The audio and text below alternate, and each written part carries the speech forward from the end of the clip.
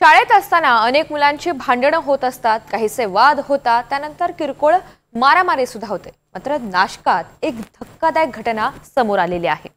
एका खासगी क्लासेसच्या या आवारामध्ये काहीसे भांडण झालं। ते भांडण झालं बाकावर बसण्यावरून आणि याच कारणातून दोन मित्रांनी एका मित्राचा घात केलेला आहे। संपूर्ण घटना काय या स्पेशल रिपोर्ट मधून पाहूयात। बेंचवर बसण्यावरनं वाद। 10वीतील मुलानं काढला मित्राचा काटा। नाशिक मधील धक्कादायक घटना। नाशिक मध्ये खासगी क्लासमध्ये बाकावर बसण्यावरनं शाळकरी मुलाची हत्या झाली। नाशिकच्या सातपूर परिसरातील अशोकनगर इथे ही घटना घडली।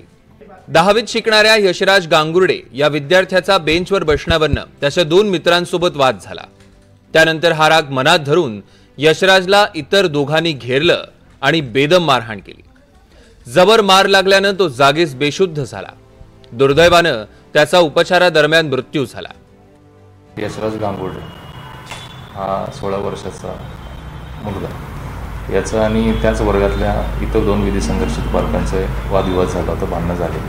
त्याच्यामध्ये तो मय झाला। त्यानुसार सातपूर पोलीस स्टेशन येथे काल रोजी आम्ही गुन्हा रजिस्टर नंबर 233/2025 103(1) तसेच BNSचे विविध कलमान्वये गुन्हा दाखल केला। त्यामध्ये दोन विधी संघर्षित बालकांना आम्ही ताब्यात घेतलं। त्याचा बेंच पुढे घेण्यावरून तसेच पुढच्या बेंचवर बस या फक्त कारणास्तव वाद झाला होता। एवढीच माहिती अद्यापर्यंत आपल्याला त्या ठिकाणचे जे इतर विद्यार्थी आहेत त्यांच्याकडून आपल्याला माहिती मिळाली। मृत यशराज गांगुर्डेच्या वडिलांचं 4 वर्षांपूर्वीच निधन झालंय। या दुःखातनं गांगुर्डे कुटुंब जेमतेम सावरलं असतानाच त्यात यशराजची काल हत्या झाली। संपूर्ण कुटुंबाची जबाबदारी त्याच्या मोठ्या भावाच्या खांद्यावर आहे। त्याचा भाऊ गिरणी काम करत कुटुंबाचा सांभाळ करतोय। त्यातनं त्याने यशराजला शिक्षणासाठी खासगी क्लास लावून दिला। माझी मागणी एवढीच आहे की त्या मुलांना ना जेवढी कडक शिक्षा करता येईल ना तेवढी शिक्षा करण्यात यायला पाहिजे। दुसरी मागणी अशी आहे, जे प्रायव्हेट ट्युशन क्लासेस जे आहेत ना त्यांनी जर ते क्लासेस घेत आहेत ना एवढे मोठे मोठे फीस पण एवढी मोठी मोठी घेत आहेत ना, तर त्यांनी तिथे ना त्यांचे जे खाली कर्मचारी ठेवायला पाहिजे की वॉचमॅन्स म्हणा, ते बॉडीगार्ड्स म्हणा, असे ठेवायला पाहिजे की तिथं की जेणेकरून तिथं काही अशा घटना घडणार नाही। ही जी घटना घडली ही फार दुर्दैवी आहे। एक टाईम मी तरी याच्यातून सावरून जाईल, पण माझ्या आईचा पुढे प्रश्न पडतोय तिथे। माझी आई त्याच्यामधनं लवकर सावरणार नाही। 4 वर्ष आधीच माझ्या वडिलांची डेथ झालेली आहे। त्याच्यानंतर हे दुसरं दुःखाचं डोंगर आहे आमच्यावरती। या प्रकरणी नाशिकच्या सातपूर पोलीस ठाण्यात गुन्हा दाखल करण्यात आलाय, तर 2 अल्पवयीन मुलांना ताब्यात घेण्यात आलं।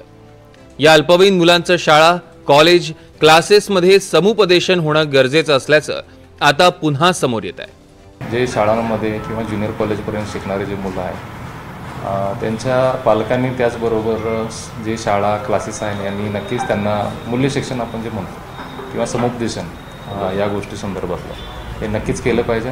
त्याची आवश्यकता आहे।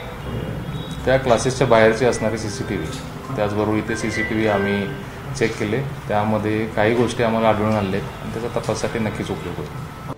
शाळकरी विद्यार्थ्यांनी हत्या करण्याची ही काही पहिलीच घटना नाहीये। जून महिन्यातच अहिल्यानगरच्या बागपट्टी भागात 8वीतील विद्यार्थ्याने 10वीतील विद्यार्थ्याची हत्या केलेली। क्रिकेट खेळण्याच्या क्षुल्लक कारणावर त्याच्यावर चाकू हल्ला करण्यात आला होता। एकीकडे नाशिक शहरात गुन्हेगारी वाढत असताना दुसरीकडे बाल गुन्हेगारीचा प्रश्न देखील ऐरणीवर आलाय।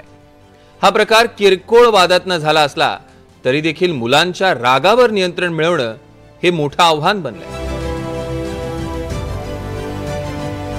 वैभव घुगेसह bureau report, NDTV Marathi, Nashik.